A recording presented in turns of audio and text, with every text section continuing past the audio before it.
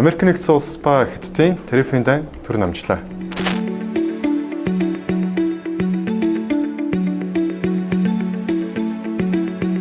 Хоногийн хугацаанд 145% тарифыг 30%, 125% тарифыг 10% түргэж бууруулснаар Америк нэгдсэн улсын Nasdaq индекс 7%, S&P 500 индекс 5.2% өсөлтийг тус үзүүлээд байна.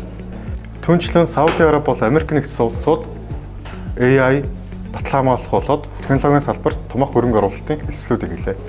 Тухайлбал Сауди Араб Америк нэгдсэн улсаас 6 тэрбум долларын өртөгтэй хэмнэлээ ухааны чипүүдийг авах болсноо зарлалаа.